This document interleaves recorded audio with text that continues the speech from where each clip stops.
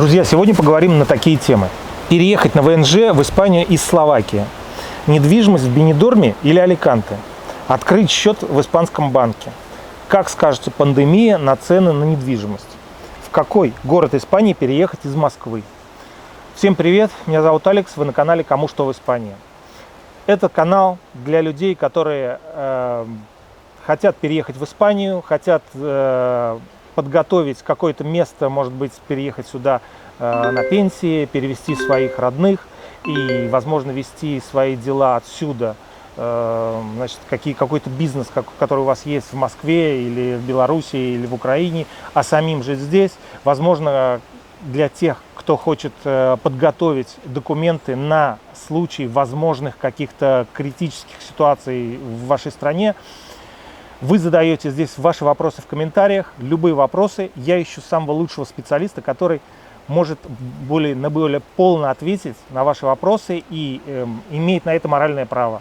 Вот когда вы задаете в комментариях вопросы юридического характера, на них отвечает адвокат из города Торревьеха Ксения. Здравствуйте. Вот такие вопросы сегодня вы задали. Николай задал. Добрый день. Хотел бы купить недвижимость в Испании и переехать на ВНЖ. На данный момент я нахожусь в Словакии. ВНЖ Словакия. У него бюджет 60 тысяч. 30 аванс может он заплатить и 30 хочет взять ипотеку. С чего лучше начать процесс? Спасибо.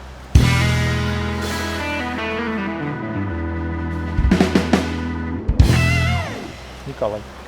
Здравствуйте, Николай. С чего начать процесс? Это подобрать недвижимость. Если, я не знаю, знаете ли вы районы или где вы хотя бы хотите купить недвижимость в Испании или в целом в Испании, подобрать недвижимость, найти банк, который, в принципе, банк с резидентами ЕС, они намного добрее, даже если вы гражданин России или страны СНГ, они все равно добрее. Если у вас есть в Словакии. В Словакии, да, то есть добрее для одобрения ипотеки. Вы найти банк, который вам одобрит, потому что нерезидентам банки больше 70-60% сейчас, Нерезидентам Испании. Да, нерезидентам Испании не дают. Потом у многих банков есть лимит, который они выдают. Например, многие банки, как Сабадель, ему неинтересно выдавать меньше, чем, например, 40 тысяч или меньше 30 тысяч. То есть нужно, опять же, подбирать под ваш случай банк и, может быть, как-то все-таки смотреть, может, не 50 на 50, чтобы банк дал, так сказать, побольше. Воспользоваться, потому что процентные ставки здесь выгодные. Смотреть, подбирать, если у вас подтверждающие документы, также о доходах, которые банк будет запрашивать для ипотеки. Подобрать хорошего адвоката по имени Ксения. Что еще? И когда вы приедете в Испанию, если решите стать резидентом Испании, тоже надо смотреть на ваше ВНЖ Словакии. В зависимости от этого уже будет подача на резиденцию либо с территории Испании, с экстранхерией, либо нужно будет делать это в консульстве испанском в Словакии, где вы место проживаете. Так, значит, с этим выбрали, скажем, квартиру в каком-то городе, все, определились, и все, идти, значит, в банк, но все равно, нужно с адвокатом, лучше всего с адвокатом, я считаю. Вы говорите на русском языке, ищите либо Ксению, либо, я всегда, если вы выберете, скажем, Барселону или Бильбао, найдите там адвоката, просто русскоговорящего, но я просто всегда настаиваю на том, что и все время повторяю вам, чтобы вы не вляпались в какие-то ситуации, потом бы вы мне не писали, почему вы не предупредили. Я все время говорю, найдите русскоговорящего адвоката, чтобы он все с лицензией, чтобы это все было официально. Этот адвокат, он будет как Ксения, как многие, с которыми я разговариваю, они дорожат своей репутацией. Эти люди, то есть если вы найдете какого-нибудь помощника юриста, который непонятный, для него слово репутация ничего не значит. Для этих людей главное содрать с вас деньги. Для людей, как медики, которые, как, например, Ксения, это репутация адвоката, это самое дорогое, что у них есть. Если будут говорить о них плохо, то есть все, карьера разрушена, то есть получится, что человек зря учился. Поэтому эти люди дорожат своей репутацией. Если адвокат испанский вам не может сделать, ну, я за всех не говорю, но в основном, если он не может сделать, он это вам прямо говорит, что есть риск. Но если вы обратитесь вот к решалам-помогалам, эти люди вам всегда говорят: давай мне денежки, я все сделаю. Поэтому я на этом всегда настаиваю. Ксения или там, например, Давид Виадер в Барселоне, в Малаге Сергей Филоненко. И любой адвокат, которого вы знаете, которого вы найдете, которого вы проверите, что это на самом деле адвокат, к нему обращайтесь. И с этого все начинается. Потому что найти просто недвижимость, которая вам понравится, но это я не думаю, что так сложно. Да, нужно понимать потом, когда нашли недвижимость, потому что тоже с агентством недвижимости подписывается контракт там о задатке, который нужно также предоставлять в банке, который вам будет одобрять, зачем вам ипотека и так далее.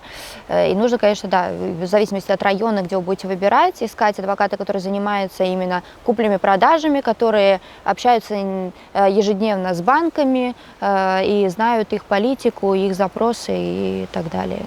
Альбина Кутанова. Мы купили в Аликанте, про недвижимость. Мы купили в Аликанте на Плайя Сан-Хуан в новом доме, и нам очень нравится. Рассматривали вариант в Бенидорме, и площадь была гораздо больше, но все-таки решились на Сан-Хуан. И не жалеем, район хороший.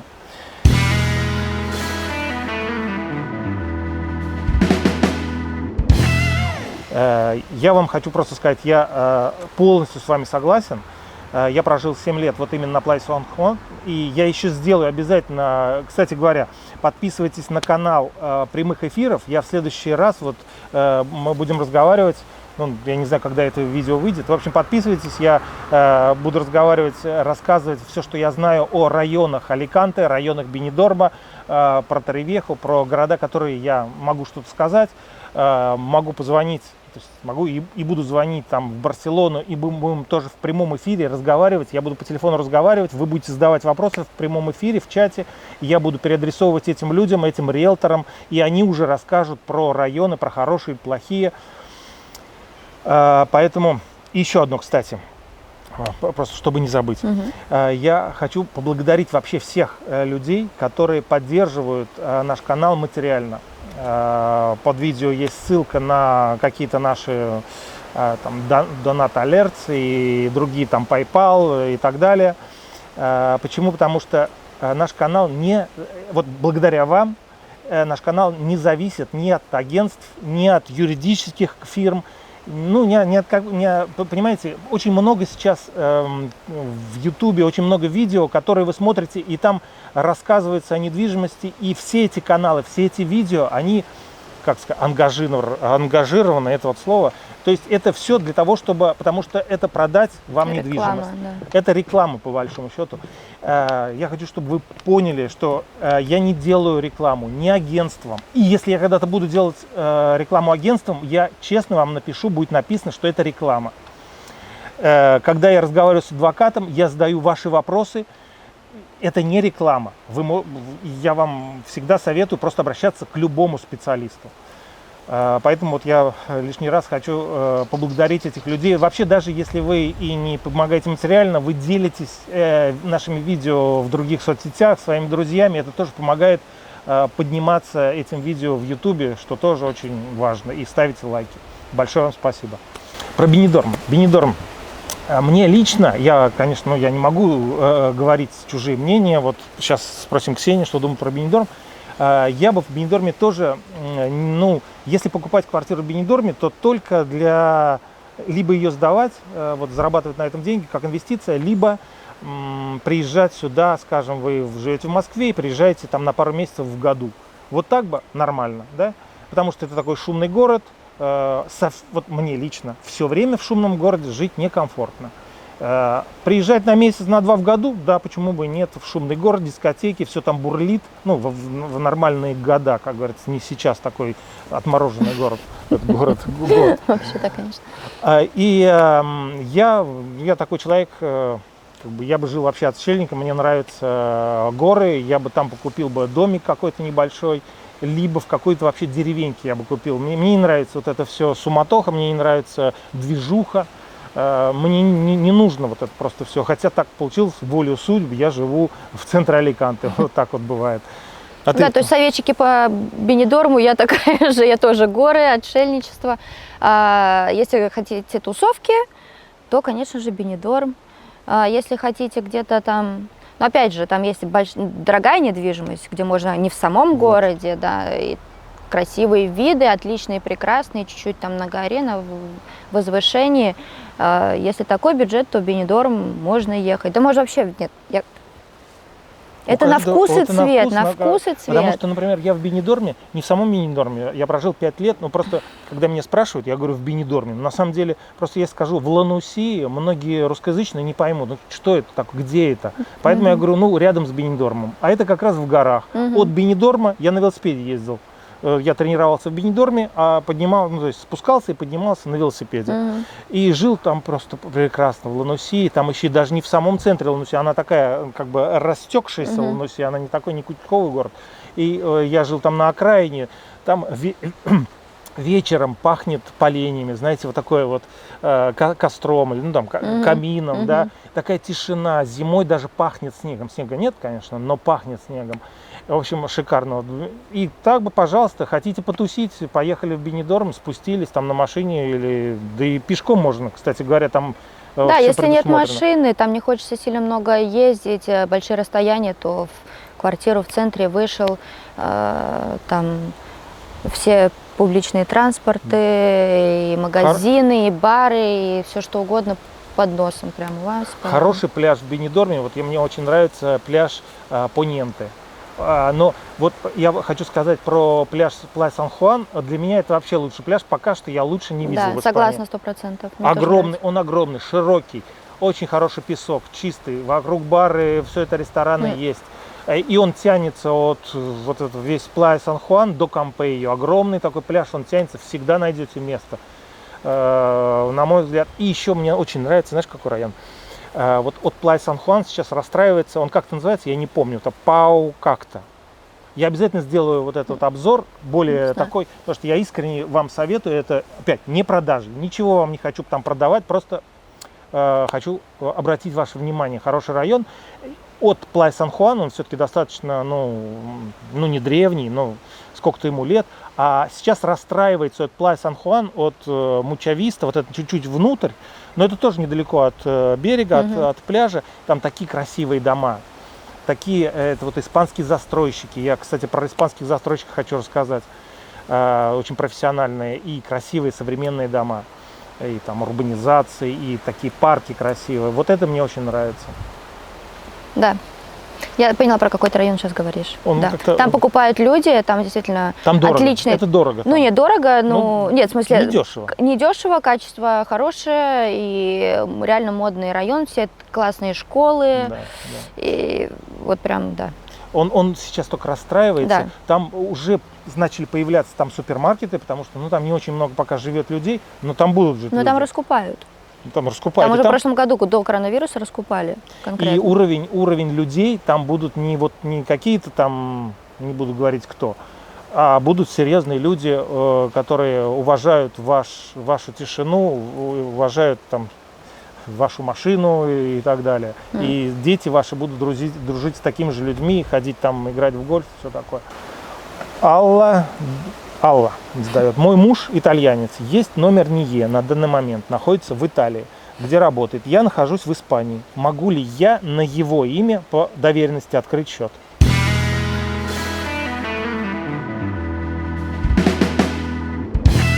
Вопрос в каждом видео. Да, можно. Можно открыть По счет доверенности по доверенности. Опять же, тот банк, который открывает по доверенности счет. Но все-таки это Италия, это Европа, отношения проще, чем к нашим, к русским. Поэтому проблемы не должно быть. Отличное видео, благодарю. Действительно интересно, будет ли сезон этим летом? И как это скажется на ценах на недвижимость? Как ты думаешь? Я вот могу только здесь прокомментировать то, что Испания очень медленно идет с вакцинациями, потому что, например, Англия, она уже сказала, что в середине мая мы возвращаемся к нормальности, потому что у них будут провакцинированы все. Здесь провакцинировано, по-моему, 1 или 2 миллиона, в общем, какое-то низшее просто количество людей. Ну, они первые, это полицейских, по-моему, медработники, полицейские. Старше 80 лет, да, сильные риски, больные и так далее. И то даже еще не И то не даже закончили их с этим. не закончили. Не-не-не, там и есть знакомые люди, которым они не за 80, но они в группе риска большого, и они приходят, спрашивают, а мне, пожалуйста, вакцину, они им говорят, вам еще, вы еще подождите, может быть, к осени вас провакцинируем. Поэтому пока, ну, по-честному... Ну а что, вот повлияет это, вот то, что сейчас происходит, на недвижимость, на цены на недвижимость? Ну это я, да, про лето, в общем, сказала, про сезон. Сезон, наверное, прям как в сезон... Бенидорме дикий классный вряд ли будет, да. будет. А на недвижимость, ну, вообще, в принципе, или этим летом, что будет с ней? Ну да. Этим летом? Ну, скажем, до открытия границ. Ну, потихонечку, наверное, будут они так падать, стоять, падать. Сильные, резкие, вряд ли. Потому что все понимают, что примерно к осени все будет опять открыто, опять Конечно. люди поедут, поэтому как раз-таки вот сейчас, может быть, и момент, да, люди многие говорят, что нет, опять же, я понимаю, почему, но, с другой стороны, все страны другие европейские уже имеют число открытия своих там границ и возврата к нормальности. Испания тоже придет к этому моменту, и, может быть, не летом, но достаточно скоро, поэтому... Мне кажется, цены сейчас будут чуть-чуть еще опускаться, максимум стоять. Никаких сильных, мне кажется, вариаций не будет происходить. Я, знаете, как пример. Вот когда были закрыты рестораны, кафе-рестораны, вообще испанцы же, они же, это для них все. Кафе-рестораны, выпить кофе там на террасе, все. И когда открыли рестораны, вот сейчас, например, да, сейчас открыты рестораны, вот первые террасы. недели, террасы, я имею в виду, да, открыты, стоят очереди. Понимаешь, Да. люди не боятся вот этого общения, для них это все.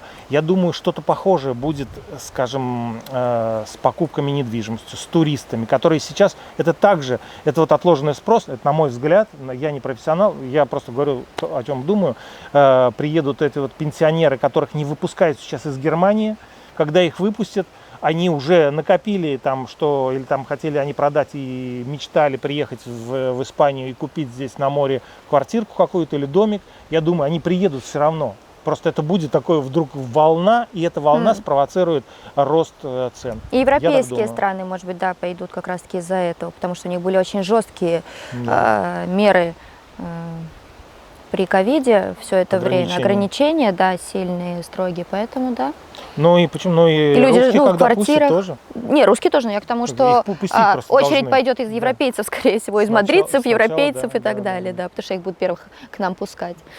И я думаю, в основном, ну, как бы больше поднимется цена на какие-то дома, участки, вот какие-то вот как раз в горах, там люди уже напуганные ситуациями, то, что вот сейчас происходило, они захотят уединиться, возможно, где-то. И поэтому, мне кажется, да, но и происходит сейчас. Ну, это уже. опять же, да, какой-то, все-таки я всегда вижу разделение, люди, которые считают, что цены будут, ну, так как будет дикий кризис, все будет ужасно падать, Нет, по нулям, а другие считают, что такого не будет. Поэтому я тоже тут... Я думаю, еще, знаешь, про аналитиков. Смотрите, эти аналитики, кто эти аналитики? Если эти аналитики, которые на самом-то деле они риэлторы, сами понимаете, с этой сноской их и надо слушать, и как бы к ним надо прислушиваться, потому что они почему-то это говорят, потому что они потом скажут, ну, когда захочешь, сейчас кризис, все падает, надо купить, или наоборот, все поднимается, пошли быстрее. То есть вот эти вот аналитики, смотрите, кто это вам говорит, как бы люди опять ангажированные или они заинтересованные в этой информации или нет, тоже обращайте на это внимание. Я так делаю. Сергей Гриднев. Доброй ночи. Могли бы вы рассказать подробнее или взять интервью о лучшем месте и городе для жизни в Испании? И дальше сейчас прочитаю. И человек, вот Сергей, уточняет, потому что я всегда говорю, когда такие вопросы, я всегда говорю, смотря для кого. Если у вас дети, если у вас маленькие дети, что вам нравится? Да? И вот Сергей говорит, уточнение следующее. Семья москвичей с 2 детьми, 4-6 лет. Хотели бы приобрести или снять пока хорошую квартиру. Правильно, вот сначала снять надо. Квартиру 150-250 метров квадратных. Школа, садик, инфраструктура. Вот ему необходимо. Окружение приличное, парк и прочее. К сожалению, вот не говорит, хочет он море или нет, потому что тоже это очень большое значение, потому что может быть Мадрид, да? В Мадриде или под Мадридом очень красивые места есть. Горы есть красивые, много зелени, но там нет моря.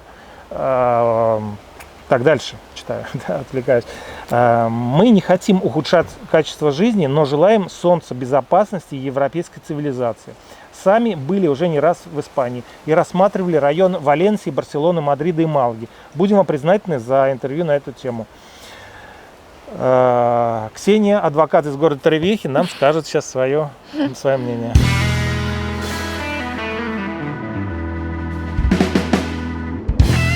Ну, вы все прекрасно перечислили провинции и города. Всех их люблю, везде можно найти свои прекрасные места. Ну вот что бы ты сделал? У тебя вот 2 детей, 4-6 лет. Многие выбирают семьи Малагу. А вот я в Малаге не был, представляешь? Да, ну, многие сейчас семьи выбирают Малагу, кстати. Там тоже есть разные школы, интернациональные такие сякие, и уровень жизни хороший. Так же, как и у нас, пожалуйста, и тот же Аликанте, Сан-Хуан, тоже есть спокойная, уравномеренная жизнь и так далее.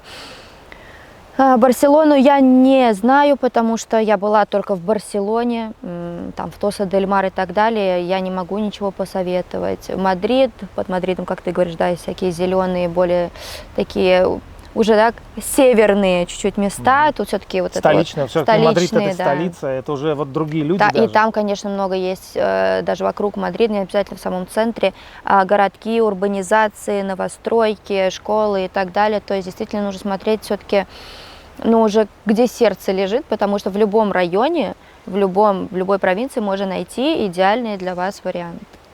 Знаете как, про Валенсию говорят, что город Валенсия, огромный город, красивый очень город, но Валенсия стоит как бы спиной к морю. Почему-то вот сами испанцы считают, что он стоит спиной к морю, и вроде бы есть там, да, ну, где гулять, вот эта набережная, но почему-то вот сами испанцы говорят, пляж есть, да, но почему-то они вот говорят, что он стоит лицом к городу.